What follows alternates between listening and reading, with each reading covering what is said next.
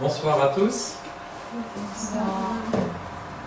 Voilà, dans la série Sciences et Spiritualité, c'est notre quatrième soirée, avec le thème Hasard et finalité. Mon Dieu, joue-t-il au dé, c'est un sous-titre humoristique basé sur, je ne sais pas si vous connaissez la phrase d'Einstein qui disait « Je ne crois pas que Dieu joue au dé ». Donc, la question de base derrière ça, c'est de voir est-ce que l'apparition de l'univers, des étoiles, de la Terre, de la vie, de l'être humain, est-ce que tout cela peut être l'œuvre du hasard? Alors, examiner bien sûr d'un point de vue au départ scientifique. Alors, il faut bien se dire qu'il y a un postulat de base en science qu'on appelle le postulat d'objectivité de la nature, le matérialisme scientifique. Alors le nom qu'on lui donne, ça dépend un peu de l'opinion qu'on en a. C'est pour ça que j'ai mis les deux. Ceux qui sont plutôt positifs vont parler du postulat d'objectivité de la nature, et les autres vont plutôt parler de matérialisme scientifique. Mais c'est une réalité qu'on ne peut pas ignorer. Alors, quand on dit objectivité de la nature, ce n'est pas par rapport à subjectif, mais c'est par rapport à la notion de projectif. C'est-à-dire que on suppose que la nature n'a pas en soi de projet, donc pas de finalité. Donc c'est pas objectif opposé à subjectif, mais opposé à projectif. Donc ça exclut par définition toute finalité. Donc c'est le point de vue que s'impose la science actuelle. Qu'on le dise ou pas, d'ailleurs. Alors en d'autres termes, tout est régi soit par le déterminisme causal, l'enchaînement causal des événements, soit par le hasard. Donc par exemple, on a Darwin et sa théorie de l'évolution, qui se fait par l'action combinée du hasard, et sélection naturelle. Alors ça, c'est le déterminisme scolaire, c'est des lois qui correspondent aux lois de la nature. Alors, au départ, c'était une idée de séparer la science et la religion. Un peu comme aujourd'hui on parle de séparation de l'Église et de l'État. Mais dans la réalité, c'est devenu une exclusion de toute spiritualité. Et quelquefois, c'est aussi un peu comme ça dans la politique État et religion.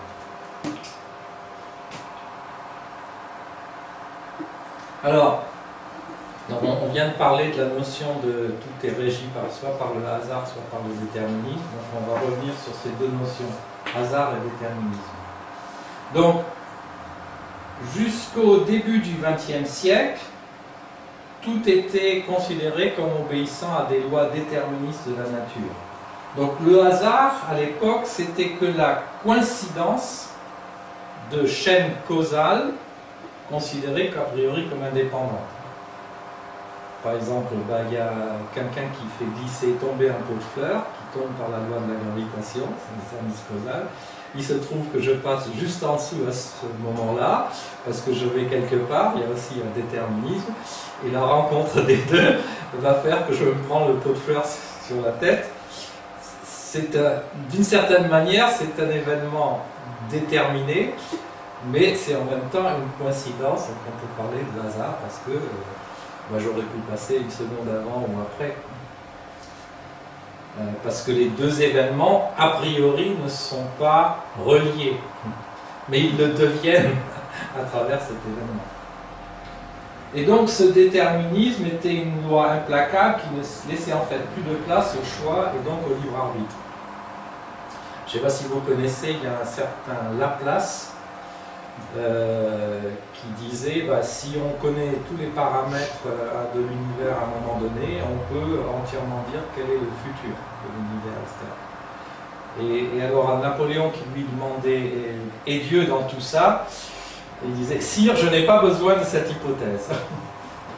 Voilà, ça c'était le point de vue de Laplace. Et donc ça a donné lieu au ce qu'on appelait le mécanicisme, le scientisme, fin du 19e siècle, hein, où les gens totalement... L'univers était une mécanique pure, et alors aussi le hasard n'était à l'époque que le fruit de notre ignorance, et l'univers une mécanique sans sens ni finalité. Alors heureusement les choses ont un petit peu changé depuis.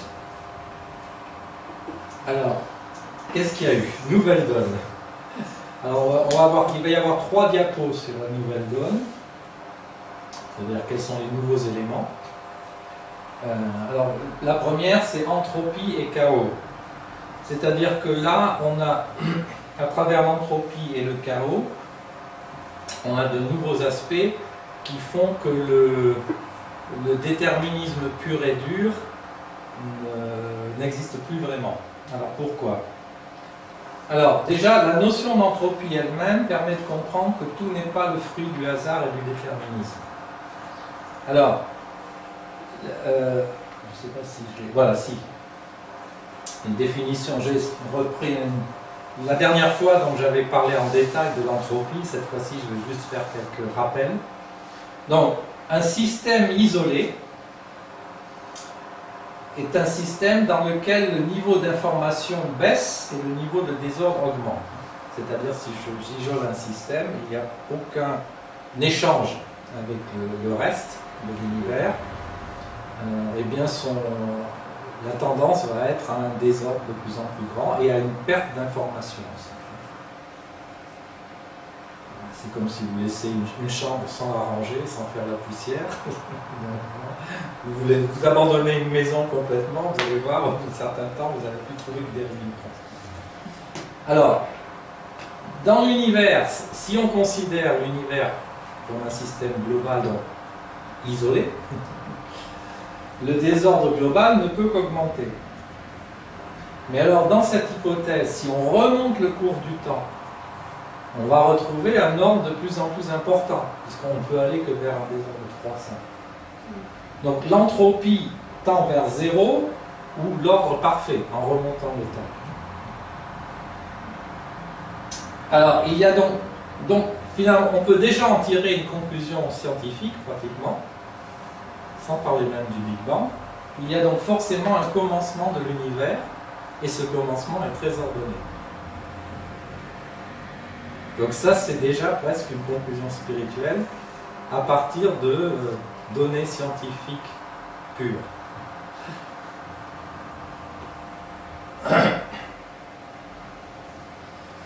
Donc ça, c'est ce qui concerne l'entropie. On va y revenir d'ailleurs sur les conséquences de ça. Alors la théorie du chaos, elle, montre que lorsque certains paramètres sont changés de façon infime, cela peut avoir des répercussions énormes à grande échelle. Alors c'est ce qu'on a appelé l'effet papillon. Pourquoi ça s'appelle l'effet papillon? Parce que la première personne qui a parlé de ça, j'ai oublié son nom, mais il a parlé que théoriquement, un battement d'aile d'un papillon au Brésil pourrait créer une tornade aux États-Unis ou ailleurs. Voilà, et c'est resté dans les têtes, et on a appelé ça l'effet papillon. Alors, exemple de la météo, alors, là c'est bien vrai parce que pourquoi on a tant de mal à prédire la météo? Ben, c'est parce qu'il y a tellement de paramètres et que le moindre changement ici ou ailleurs. Et donc un des premiers, bon à l'époque les ordinateurs étaient assez rudimentaires, mais dans les années, fin des années 40, quelqu'un a voulu faire des prédictions météorologiques. Et comme les ordinateurs à l'époque c'était des gros tubes qui chauffaient beaucoup, donc il s'est limité à 3 chiffres après la virgule. Mais il s'est aperçu au bout d'un moment, quand il a pu essayer avec un ordinateur plus puissant, que s'il ajoutait encore 1, 2 ou 3 chiffres après la virgule, ça changeait complètement le résultat. Donc voilà, il s'est aperçu de cet effet que un changement quelquefois infime des paramètres par répercussion peut avoir de gros effets. Donc de cette manière-là, un déterminisme mécaniste, etc., disparaît un peu à cause de ça. Donc là, de ces deux façons-là, l'idée d'un déterminisme où tout serait parfaitement, suivrait un processus parfaitement ordonné, purement mécanique, et bien entaché par ça. Donc, le déroulement de nombreux événements, tout en n'étant pas le fruit du hasard, parce que cette théorie du chaos, c'est juste une question de précision.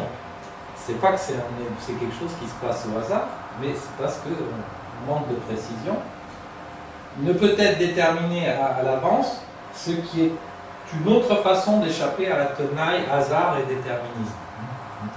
Donc on n'est pas dans un déterminisme où tout est prévisible, mais on n'est pas non plus dans le hasard. D'ailleurs, introduire ce qu'on appelle un hasard pur, c'est-à-dire qui ne soit pas influencé par quelque chose matériellement, c'est extrêmement dur. Oui. L'expérience, vous pouvez demander à des gens qui travaillent dans un casino. Moi j'ai un cousin qui travaille, je pense qu'il doit être à la retraite, mais qui travaille dans un casino. Et donc il doit vérifier les roulettes très régulièrement, parce que s'il y a la moindre irrégularité, et les joueurs peuvent s'en apercevoir, et donc ils vont pouvoir miser sur des choses. Et ça... Donc il faut que ça corresponde au maximum à un véritable hasard. Mais on n'y arrive jamais totalement. Alors, par contre, il y a une nouvelle sorte de hasard qui, elle, a des conséquences encore plus fortes. C'est ce qu'on appelait l'indéterminisme quantique. Donc ça arrive au XXe siècle. Donc l'idée qu'en fait, non seulement on manque, il y a un manque de précision dans les connaissances, mais là l'indéterminisme quantique dit, quelle que soit la connaissance, je ne peux pas tout déterminer, il y a un indéterminisme fondamental. Alors, donc, ça semble au départ confirmer la toute-puissance du hasard. On se dit, waouh, à ce moment-là, on ne peut plus rien contrôler, tout est vraiment le fruit d'un hasard, qui est un hasard parfait, entre guillemets, si j'ose dire. Cependant, si l'indéterminisme quantique remet en cause le déterminisme absolu, il n'est pas non plus le jouet du hasard. Bon, on va voir pourquoi. Premièrement, alors je n'irai pas dans le détail, mais ce qu'on appelait l'expérience EPR. Alors ça s'est appelé EPR parce que ça venait de Einstein, Rosen, je crois qu'il s'appelait Rosenstein, enfin trois savants, deux amis d'Einstein et lui-même, qui s'opposaient à bord et qui disaient, et cette expérience qu'ils avaient proposée, qui était au départ une expérience de pensée, pendant longtemps on n'a pas pu la réaliser. Elle a été réalisée dans les années 80, bien après la mort d'Einstein. Mais cette expérience a prouvé que, effectivement, on utilise deux particules jumelles et on les fait se séparer. Et après, on s'aperçoit que si on mesure, on fait une mesure sur l'une, on va pouvoir savoir quel va être le résultat de la mesure sur l'autre. Alors, c'est lié à l'indéterminisme quantique, mais en même temps, il y a un lien, ça veut dire qu'il y a un lien entre ces particules au-delà de l'espace et du temps. Ça veut dire que cet indéterminisme n'est pas absolu non plus, puisque il y a un lien entre les deux. Et dont on ne peut pas dire d'ailleurs lequel est la cause ou l'effet, parce que qu'on fasse la mesure sur l'un ou sur l'autre, ça va avoir de toute façon une répercussion sur la mesure de l'autre. Alors, et aussi au niveau macroscopique, on retrouve un niveau important de déterminisme, c'est-à-dire que même si je sais que cette table elle est faite de protons, d'électrons, etc., qui sont censés être avec même une certaine probabilité à n'importe quel coin de l'espace, etc., dans la réalité, statistiquement, cette table elle va rester là, elle ne va pas bouger, elle va être bien sage. Alors on s'apercevra de phénomènes statistiques, par exemple dans les phénomènes radioactifs, où on ne peut pas dire à l'avance, mais même là, on peut faire des prédictions. On sait qu'au bout de ce qu'on appelle la période d'un produit radioactif, on va avoir 50% des électrons, enfin ça dépend quelles particules, mais qui vont être transformés radioactivement. mais on ne sait pas lesquels. On sait qu'il y aura 50%, c'est un résultat statistique. Mais il y a aussi une limitation à l'aspect hasard. Alors l'effet Zénon quantique, ça aussi c'est intéressant. C'est le fait que si on fait sans arrêt des mesures sur une particule, etc., on va prolonger sa durée de vie. Alors pourquoi ça s'appelle effet Zénon? Alors effet Zénon, c'est l'histoire de celui qui tirait une flèche et on regardait la flèche, elle parcourt la moitié du chemin, puis encore la moitié de la moitié, etc. Donc elle n'atteint jamais la cible parce que on prend toujours des portions de plus en plus courtes. Donc c'est comme si elle s'immobilisait, la flèche. Et l'effet Zénon quantique, c'est le fait de mesurer constamment une particule, même si c'est pas une particule très instable, normalement, ça va la maintenir en vie. Alors, ce qui est intéressant, c'est qu'on applique même ça en psychologie.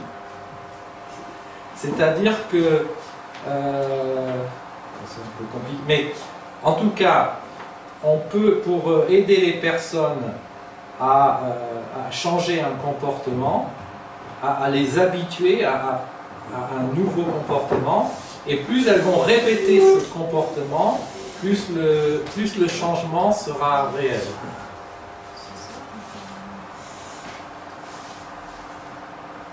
Alors,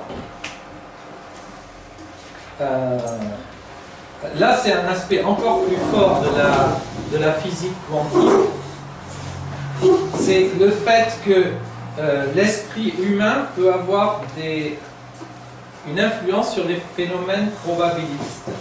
Donc, on a fait quoi? On a des machines à créer du hasard. Donc, un système avec, il y a une lampe qui va s'allumer, il y a deux lampes, et puis aléatoirement, une des deux lampes va s'allumer. Il y a tout un système qui va qui va prévoir, essayer de rendre cette machine comme un hasard quasi idéal. Donc on sait que normalement on fait des tests à vide, on fait ça juste avec la machine, et on sait que ça donne 50% d'une lumière et 50% d'une autre. Alors après ça peut être 50,5, ça dépend du nombre de fois qu'on essaye, plus on fait des essais, et plus l'écart est réduit. Eh bien, ils ont demandé, il y a eu des expériences scientifiques de fait où on a demandé à des personnes d'essayer d'influencer le résultat vers une lampe ou vers l'autre. Et on arrive, alors ça dépend des personnes, mais on arrive avec un peu d'entraînement aussi à changer cette probabilité et par exemple à arriver jusqu'à par exemple 54-46, ce qui est énorme en probabilité si on fait sur 1000 ou 2000 essais.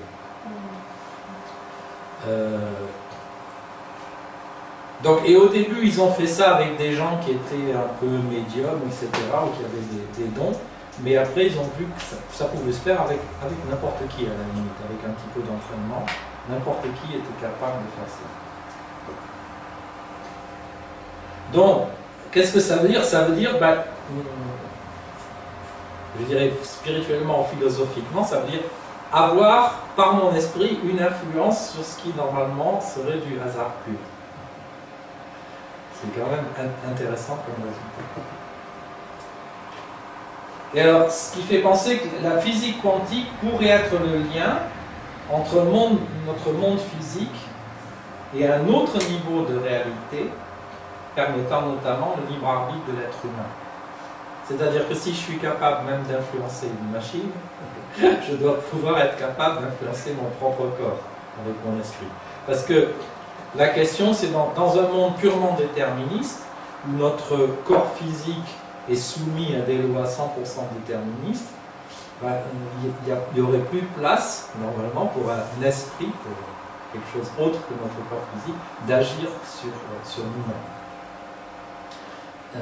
Mais donc, en réalité, c'est pour ça que quelqu'un comme Sir John Eccles, prix Nobel de médecine, spécialiste du cerveau, a donné une explication possible comment la conscience pourrait agir au niveau des neurones et parce que les basculements des neurones dans le cerveau, ce sont des choses si fines qu'on arrive au niveau de l'incertitude quantique. Et donc ça pourrait être un moyen, alors c'est pas prouvé encore, mais c'est une hypothèse qui paraît intéressante. Et moi j'ajouterais qu'on peut imaginer par ce biais-là que si on pense par exemple à des questions de prière, quand on prie pour quelque chose, comment ça peut influencer la prière elle-même, mais aussi peut-être la réponse de Dieu à la prière, comment elle ne pourrait pas se faire s'il n'y avait pas une certaine forme de lien entre le spirituel et le physique. Mais si ce genre d'expérience, là, qu'on a vu ici avant, permet d'établir un lien entre spirituel et physique. Donc dans les lois de la nature, inclus dans les lois de la nature.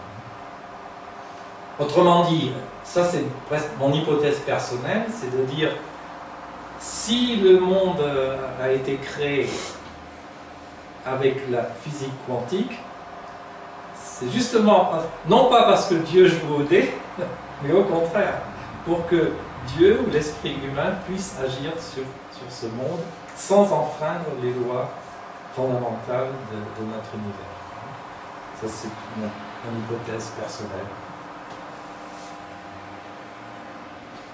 Alors, une autre raison pourquoi on est sorti un peu de ce dilemme hasard-déterminisme, c'est les probabilités et l'accroissement de connaissances. Alors, premièrement, les probabilités. Donc, notre époque moderne a connu un développement important du calcul des probabilités pour deux raisons importantes. Premièrement, un développement important des mathématiques. Alors je ne sais pas ceux de ma génération, en tout cas, on a commencé à l'école, moi j'ai commencé en seconde à étudier les mathématiques modernes, donc il y avait tout un nouveau niveau de mathématiques, etc. Et donc aussi dans le domaine des probabilités, des nouvelles techniques, des nouvelles théories, etc. Mais, plus que ça, l'explosion des moyens informatifs. Ce qui a permis des calculs qui auraient pris des années à la main, voire même impossibles, et que l'on peut faire maintenant en quelques minutes. Donc, quand on vous dit que l'apparition de l'univers avec les lois telles qu'il était avait une probabilité de 1 sur 10 puissance 60 ou 120, c'est par des estimations avec l'aide de systèmes informatiques. Et qu'on aurait pu... récemment, j'apprenais qu'on est arrivé maintenant à découvrir jusqu'à la milliardième décimale de pi. Je reviens sur l'entropie. Alors pourquoi ça? Parce que là, justement, la tendance de l'entropie va être qu'au bout d'un moment, là, vous savez, il y avait un liquide, je ne sais pas si c'est de l'eau ou citronnade, avec des glaçons. Là, au bout d'un moment, vous n'aurez plus que de l'eau, et puis elle deviendra plus chaude. Vous aurez perdu l'effet des glaçons. Donc, second principe de la thermodynamique, notre univers devrait aller vers un désordre croissant. Mais quand on regarde la réalité, c'est le contraire qui se produit. L'univers se complexifie et s'organise. Au début, vous n'avez que de l'énergie. Il y a tellement d'énergie qu'il n'y a pas encore de particules stables. Et puis se forment des premières particules. Et puis après vont se former des premiers noyaux d'atomes. Ça c'est même en quelques minutes, premiers noyaux. Mais ce sont juste des noyaux. Ce sont pas donc des noyaux d'atomes d'hydrogène, des noyaux d'atomes d'hélium. Mais les électrons, eux, se baladent encore dans tous les sens parce que la température est trop élevée. Qui dit température élevée, ben, température c'est une énergie mécanique mais totalement désordonnée. Donc, et c'est pour ça que quand on essaie de regarder dans le passé, qu'on essaie de regarder les premières lumières, la première lumière n'apparaît que 380 000 ans après le Big Bang. Parce que jusque-là, la lumière ne peut pas passer à travers toutes ces particules dans tous les sens et les électrons. Une fois que les électrons se sont rattachés à des noyaux et forment des atomes, à ce moment-là, la lumière arrive à passer et peut venir jusqu'à nous. Donc au début, on a des atomes légers qui se forment, hydrogène et hélium, qui constituent encore d'ailleurs 98% ou 99% de la matière actuelle dans l'univers. Et puis on va avoir ces formidables usines que sont les étoiles, dans lesquelles vont se former des atomes plus lourds. Donc c'est une véritable industrie. Et se forment de façon assez naturelle dans ces étoiles des éléments lourds petit à petit jusqu'au fer. Mais ça prend presque plusieurs générations d'étoiles. Et après, mais il y a d'autres éléments au-delà du fer, donc certains comme le plomb ou l'or. Et c'est là, comme il faut une quantité d'énergie supérieure, ça ne se forme que dans des supernovae. Supernovae,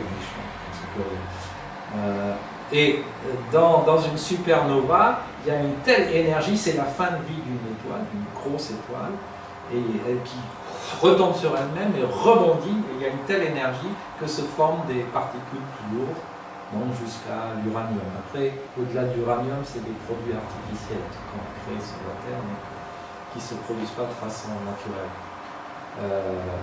Mais ça veut dire qu'on a tous les éléments chimiques. Et après, sur les planètes se forment des molécules. Parce que pour les molécules, dans les étoiles, c'est trop chaud.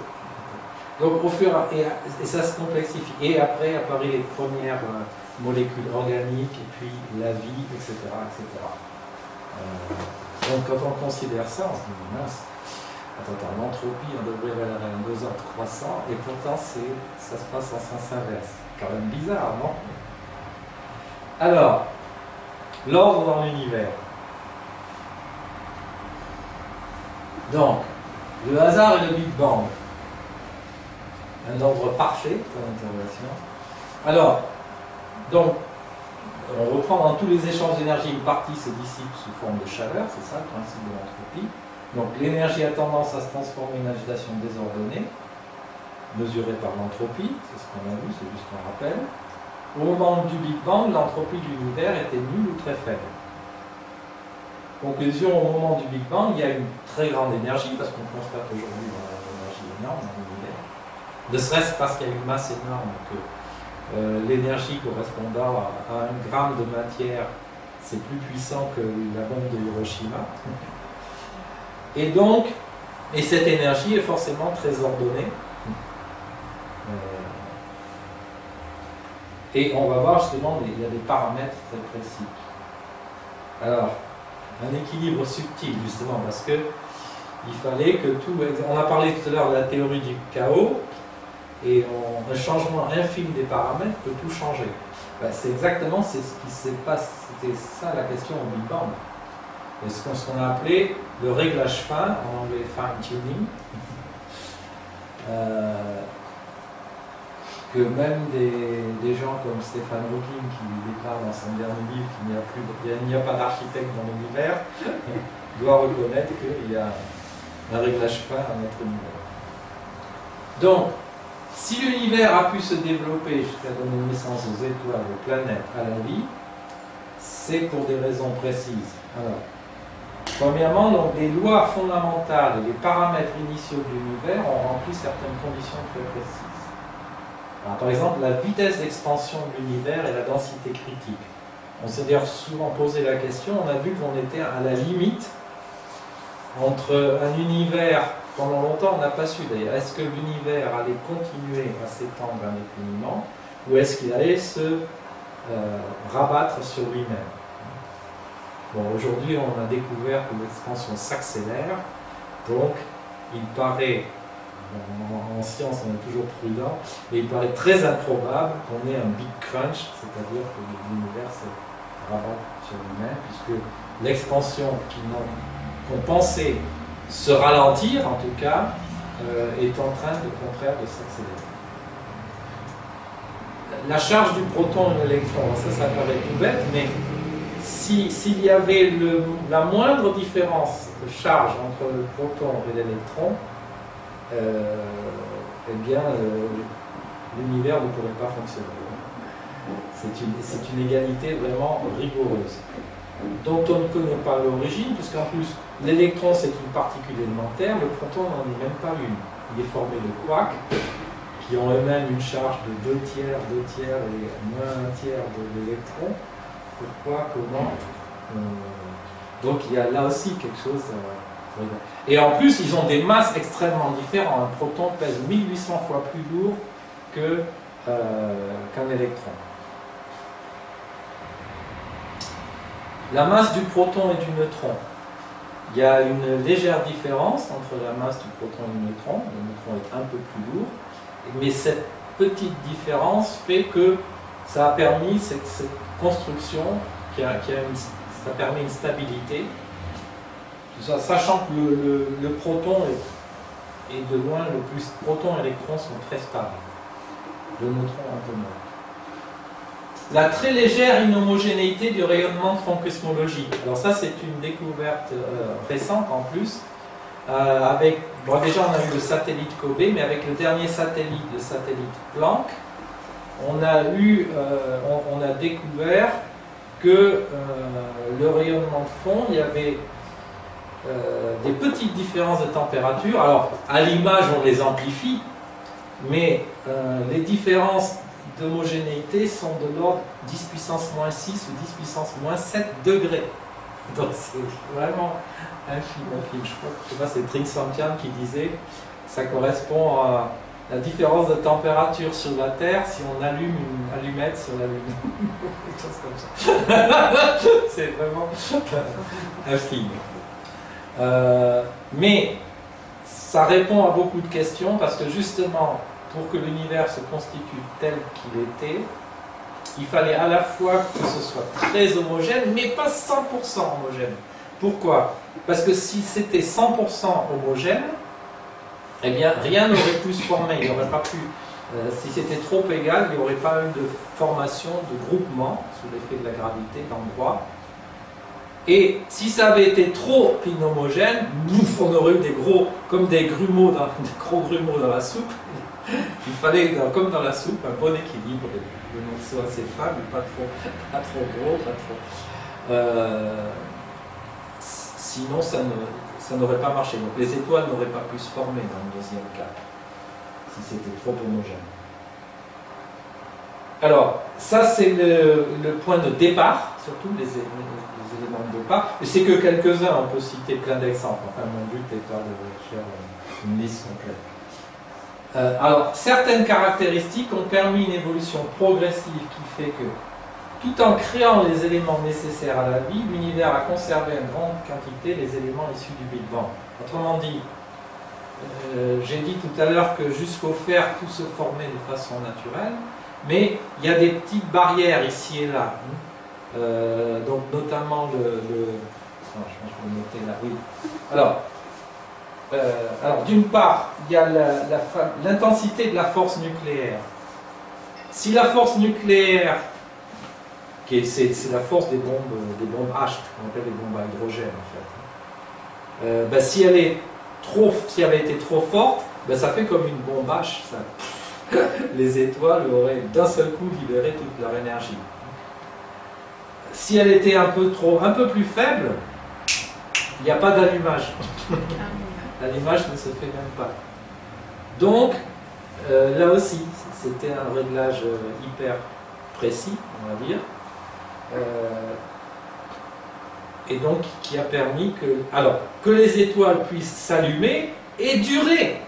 Notre Soleil a une durée de vie estimée au total de 10 milliards d'années. Il n'en a déjà vécu 5, donc il est à mi-chemin. On a encore 5 milliards d'années devant nous. Je ne crois pas que ce soit notre problème principal pour la survie pour le moment. On a d'autres problèmes à régler avant ça. Et alors, le niveau d'énergie et stabilité des éléments chimiques.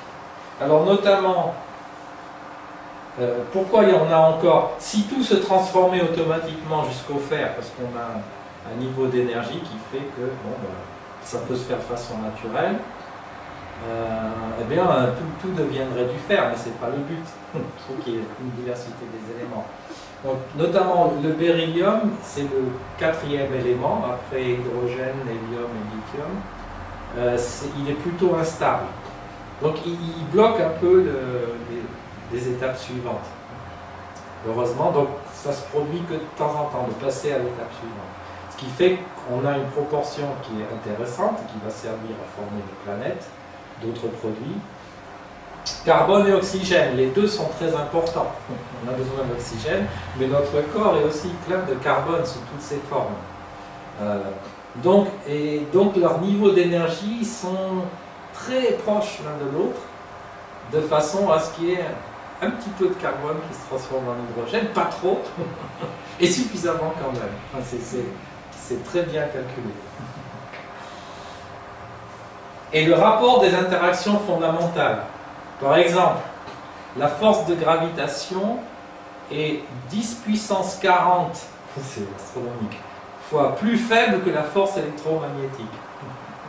Là aussi, si elle était un peu plus faible ou un peu plus forte, ça ne marche pas, ce n'est pas le bon rapport. Donc ça a l'air d'être très fort, hein, la gravitation, ça nous maintient au sol. Mais aussi, ce qui nous maintient au sol, c'est la force électromagnétique qui permet qu'on ne passe pas à travers le plancher. Parce que s'il n'y avait pas la force électromagnétique, je me dissoudrais dans le plancher. Les atomes, parce que les atomes étant presque du vide, tout pourrait se croiser sans problème. Ce qui nous maintient, c'est les charges, les électrons, charges électriques, qui font que les électrons se repoussant, je me maintiens au-dessus du sol. Je ne sais pas si vous avez réfléchi à ça. Mais... Dans l'eau ou dans un gaz, c'est un peu différent parce que ça s'écarte. Là aussi, je peux me déplacer dans l'air, hein, sinon je ne pourrais pas me déplacer dans l'air. C'est plein de petites choses auxquelles on ne pense pas forcément, mais ça a ses conséquences. Alors, le hasard et la planète Terre. Donc on va parler de l'univers, des étoiles. Maintenant, après les étoiles, il se forment des planètes. Sans les planètes, sans une étoile, on ne pourrait pas vivre. Hein. J'ai trop chaud. C'est le cas de... Alors, la planète Terre. Alors, bon, il y a une chose, c'est le premier argument qui est assez simple. Elle est à la bonne distance du Soleil. Mercure et Vénus sont trop près et Mars c'est déjà un peu trop loin. Même si, bon, est-ce qu'il y a eu une forme de vie sur Mars ou pas, élémentaire, peut-être, mais en tout cas, c'est pas idéal. Mais c'est pas que ça, parce que à la bonne distance, on peut avoir d'autres planètes, mais c'est beaucoup plus que ça. La Terre a aussi la bonne taille. Pourquoi? Mars, qui est nettement plus petit, n'a pas pu garder une atmosphère. Donc il est possible, on imagine qu'à un moment donné, Mars avait une atmosphère, mais parce que la gravité sur Mars n'est pas suffisante, cette atmosphère, elle est partie dans l'univers. La Terre a la bonne taille parce qu'elle peut garder son atmosphère, elle peut garder son eau aussi, qui est venue de bombardements par des astéroïdes, des comètes, etc.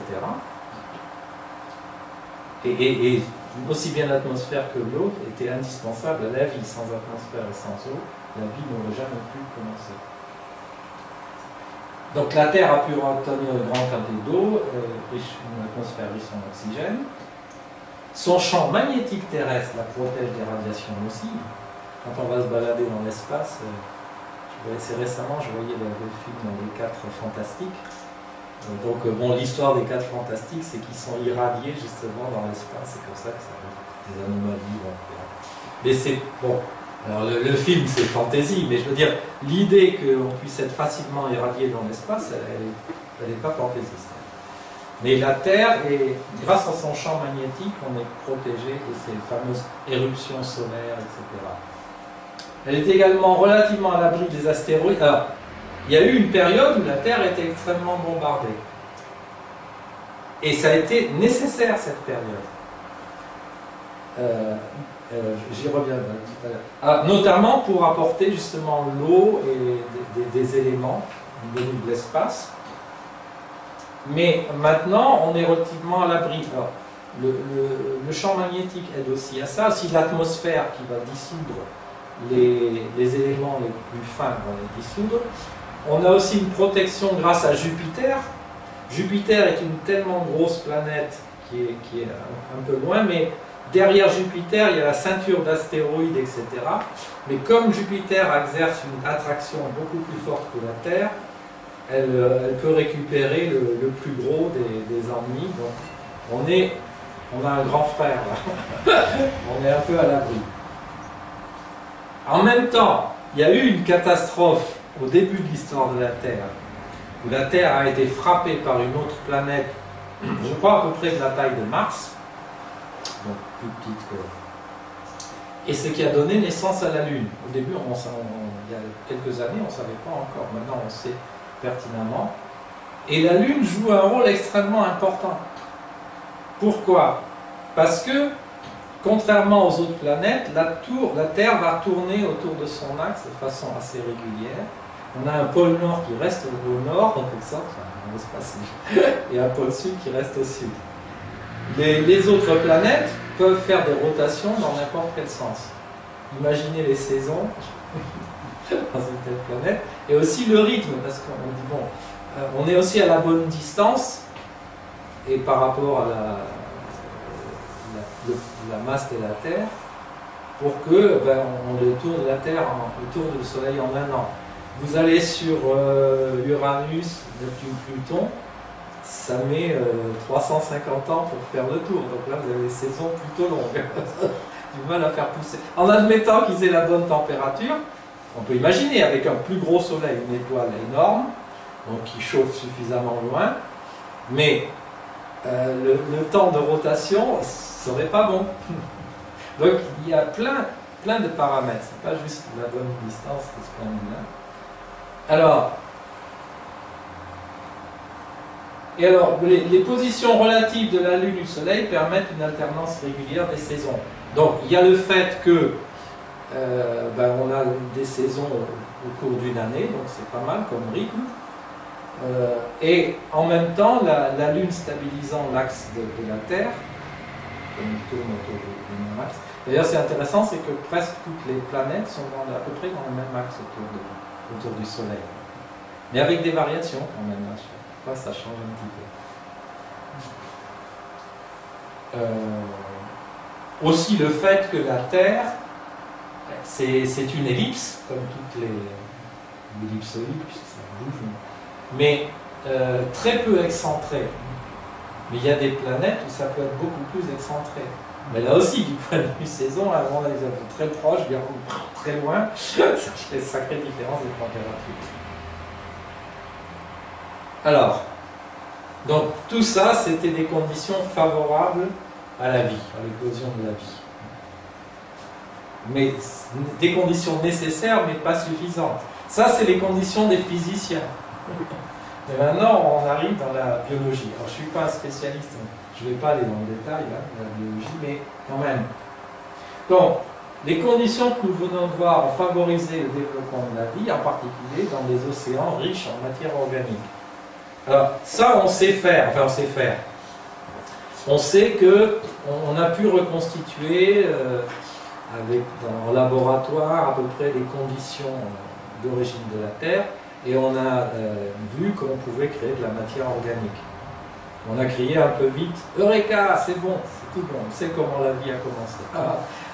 Non, parce que c'est pas parce que vous avez quelques acides aminés, indispensables à la vie, que vous avez la vie, que vous avez une cellule, c'est tout autre chose. Le passage à des êtres vivants capables de se reproduire reste encore très mystérieux. Comment ça se... Et les différentes étapes de ce processus. Donc, il y a aussi le fait, l'unicité du vivant, c'est-à-dire la structure cellulaire, c'est-à-dire qu'il n'y a pas 36 sortes de vivants, même si c'est très diversifié la vie, mais tout est basé sur des cellules. Et les cellules, entre les cellules d'une plante et les cellules d'un être humain, il n'y a pas d'énormes différences. Ces différences sont assez faibles. Et le codage ADN unique, c'est-à-dire que dans tous les êtres vivants, on retrouve le même ADN, avec il y a 4 bases. Il y a un alphabet à 4 lettres. C'est un peu comme si dans tous les langages du monde, vous aviez le même alphabet. Et pourtant, on a été à des écoles d'humanité, mais on a plein d'alphabets. Mais dans la vie, il y a un seul alphabet. Et qui est très simple. Donc, ça montre le caractère exceptionnel de la vie, c'est-à-dire que ça n'est probablement pas arrivé de façon différente, le début de la vie, mais il y a eu un début unique. Et à partir de ça, par multiplication petit à petit et par évolution, se sont créées toutes les autres. Et alors justement, il y a eu des étapes qui sont encore vraiment inexpliquées. Donc au début, il y a des cellules, mais elles sont sans noyau, ce qu'on appelle les prokaryotes. Après, on passe aux cellules avec noyau, qui sont eucaryotes. Ensuite, on passe aux organismes multicellulaires. Ça, c'est une étape qui n'est pas évidente et qui a pris à peu près, je crois, 2 milliards d'années. Il a fallu un premier milliard d'années, en gros, pour que la vie apparaisse, forme élémentaire. Et l'apparition d'organismes multicellulaires n'est apparue que 2 milliards d'années plus tard. Donc, c'était pas un parcours de santé, comme on dit. Alors, et la sexuation, au début, on a des cellules qui se dupliquent, tout bêtement. D'ailleurs, ces cellules qui se dupliquent, on en a encore dans notre corps. Mais le phénomène de la sexuation, de la sexualité, c'est apparu plus tard. Comment c'est apparu? Pourquoi? Du point de vue scientifique, mystère. Et pourtant, c'est partout qu'on voit dans le règne végétal, le règne animal ou chez les êtres humains, on a cette sexualité qui existe.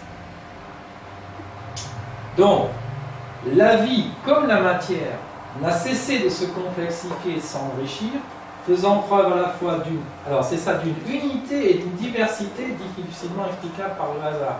Parce que c'est ça le pire. Donc on s'aperçoit que tout est très semblable, et en même temps, ces choses très semblables ont donné une diversité. Je crois qu'on est à une estimation aujourd'hui de 2 millions d'espèces existantes. C'est énorme. Et puis ça varie depuis les petites bactéries jusqu'aux grands mammifères. On a toutes sortes de formes de vie, de plantes, etc. Alors, en plus, il y a eu des événements apparemment dus au hasard, un peu comme l'histoire de la Lune. On pourrait dire, bon, la Lune, mais c'était un hasard bien heureux, la Lune. Mais il n'y en a pas qu'un, il y a plein d'événements comme ça qui ont été... Alors, je crois qu'il y en a eu 5 ou 6, je ne connais pas toutes, il y en a eu 5 ou 6, mais j'en cite 2 là. Alors, au Permien, ça a été une grande catastrophe où beaucoup d'espèces ont disparu. Mais en même temps, après, suivi de près par ce qu'on appelle le Précambrien, où là, il y a eu une explosion de nouveau des espèces. Donc il y avait peut-être certaines espèces qui étaient trop dominantes, etc., qui empêchaient cette éclosion. Et on retrouve la même chose avec les dinosaures. Lorsque les dinosaures ont disparu, grâce à un cataclysme, donc de nouveau un astéroïde, etc., eh bien, ça a permis aux petits mammifères de se développer, dont est issu l'homme. Autrement dit, il n'est pas impossible que si les dinosaures n'avaient pas disparu, on n'aurait pas pu arriver. Nos ancêtres auraient été mangés par les dinosaures. Alors, oui, alors je mets accident dû au hasard, au crime prémédité, parce que la disparition. Moi, je vote pour le crime prémédité, enfin, si on peut parler de crime, entre guillemets. Alors, maintenant, le hasard et l'être humain. Alors, l'évolution de la vie qui a conduit à l'être humain s'est accélérée au cours du temps, ce qui est en contradiction avec un développement aléatoire. Alors, on peut me raconter ce qu'on veut, justement, sur Darwin et l'évolution, c'est très mignon, très joli, mais il y a quand même une chose, c'est que j'ai expliqué, donc, pour avoir une première cellule, à peu près 1 milliard d'années, pour avoir quelques organismes, 2 milliards d'années, mais après ça s'accélère. On a 500 millions d'années, puis alors les dinosaures, les mammifères, donc c'est autour de 70 millions d'années, etc. Et puis tout s'accélère, ça va de plus en plus vite. On ne parle plus en milliards d'années, on parle en centaines de millions d'années, on parle en dizaines de millions d'années, et pour les ancêtres de l'homme, on ne parle plus qu'en millions d'années. Et l'homme lui-même, l'apparition de l'Homo sapiens, on estime que c'était il y a à peu près 100 000 ans. Bon, peut-être des estimations qui varient, mais en tout cas, à l'échelle de l'univers, c'est tout récent. C'est tout nouveau. Donc, comment un organisme aussi complexe, même sans parler de spiritualité ou quoi que ce soit, comment un organisme aussi complexe a pu venir par hasard en un temps aussi court? Non, pour moi, c'est pas possible. Alors, en plus, l'évolution s'est faite dans le sens d'une autonomie croissante. Donc, par exemple, un exemple, ce qu'on appelle l'homéothermie, c'est le fait de réguler sa température. Pendant longtemps, vous avez eu des animaux qui n'étaient pas capables, ce qu'on appelle des animaux à sang froid. Et avec les mammifères, les oiseaux, etc., ce sont devenus des animaux à sang chaud, donc capables de réguler leur température. Ça permet une nettement plus grande autonomie vis-à-vis du milieu. Parce que si vous êtes capable de réguler votre température par grand froid ou par chaleur, c'est très utile. Donc on survit là, quand il fait très chaud, parce qu'on est capable de transpirer, par exemple. Donc ça permet d'évacuer de la chaleur. Quand il fait très froid, on peut se couvrir de vêtements, mais même si on n'est pas assez couvert, on a des frissons, donc on a la chair de poule, on va chercher le mot, qui se fait, et c'est le travail, ce sont des muscles, des petits tas de petits muscles qui vont faire travailler le corps. Donc même si, bien sûr aussi je peux bouger moi-même, mais même si je ne le fais pas, je vais avoir ça qui va être là pour me réchauffer. Donc c'est tout un système. Alors en particulier l'homme, ce qui a fait justement l'évolution, c'est la bipédie. Donc l'homme est l'animal, entre guillemets, le seul véritable bipède. Les singes peuvent marcher un petit peu sur deux pattes, mais c'est pas très naturel. Et ce qui a permis aussi le développement, à partir du moment où l'homme devient bipède, il a ses membres antérieurs qui sont libérés, donc il peut utiliser ses mains. S'il peut utiliser ses mains, au lieu de manger juste avec sa bouche, donc avoir une puissante mâchoire, il peut couper, apprendre à couper la viande, tout ça. Et il a besoin d'une mâchoire moins forte, donc un cerveau qui va davantage se développer. C'est incroyable. Donc là, il y a une évolution qui s'est faite. Et ça permet d'arriver, donc cette autonomie croissante arrive jusqu'au niveau de l'être humain, au libre arbitre, que l'on peut relier, comme je l'ai dit tout à l'heure, à la physique quantique. Alors, ça c'est aussi un point intéressant, un être humain, depuis sa conception jusqu'à son développement complet, reproduit le processus de l'évolution, mais cette fois-ci de façon programmée et non aléatoire. Alors je m'explique. On démarre aussi par une seule cellule. Premier être vivant, une seule cellule. Puis il forme quelques cellules. Ça. Et après, on a l'air d'un espèce de tétard, donc la vie élémentaire. Et d'ailleurs, c'était au musée de la science, je ne sais plus, il y a un des deux, pas à la cité, Cité des sciences, je crois. À la Cité des sciences, donc il y a des comparaisons de l'embryon humain et puis d'autres animaux. Et jusqu'à un certain stade, on a du mal à distinguer. Bon. Et alors, les embryons se développent, on dirait un peu des poissons, des têtards. Et puis après, et d'ailleurs là, dans le sein de la mer, donc le ventre de la mer, on est en milieu aqueux. Et puis, comme la vie, on sort de l'océan. On sort du milieu aqueux, on arrive dans le milieu terrestre où on commence à respirer, à utiliser ses poumons. Jusque-là, on n'utilisait pas les poumons. Donc, développement des poumons. Donc, c'est un processus en accéléré. Et qu'est-ce qu'on va... Au début, le bébé, il ne sait ni marcher, ni... Il va ramper. La première chose pour se déplacer, il va ramper. Comme les reptiles, les sauriens qui sont sortis de l'eau. Et après, c'est 4 pattes, comme les animaux à 4 pattes. Et puis après, il se redresse, il devient bipède, il commence à parler, pratiquement en même temps, vous voyez les deux. Donc, voilà, il devient un véritable être humain. Et en plus, son cerveau va se développer à partir de là, c'est-à-dire parce que le cerveau dont il a besoin, il serait trop gros pour passer à la naissance. Donc en fait, il y a plein de choses qui vont se développer dans le cerveau après sa naissance, contrairement à beaucoup d'animaux d'ailleurs. Donc même si on a une grosse tête relativement à la naissance quand même, mais il y a des limites physiques, donc tout ça, ça se développe après. Mais ce processus, c'est assez amusant de voir que ça reproduit toute l'évolution. Et donc, ça me fait penser que c'est pas un truc aléatoire, ça, de nouveau. Parce que ça, c'est vraiment programmé. Donc, ça correspond à quelque chose de fondamental. Alors, oui, donc le développement important du cerveau avec ce qu'on appelle la chiralité, c'est-à-dire le fait que je sois droitier ou gaucher. Et c'est lié aussi au cerveau droit, cerveau gauche, sachant que le cerveau gauche contrôle le côté droit et le cerveau droit contrôle le côté gauche. Et c'est un phénomène qui est unique chez l'être humain en fait, qu'on ne trouve même pas chez les chimpanzés. Ils ont fait des tests, est-ce que prendre une banane de la patte droite, patte gauche, c'est indifférent, alors que chez l'être humain c'est différent.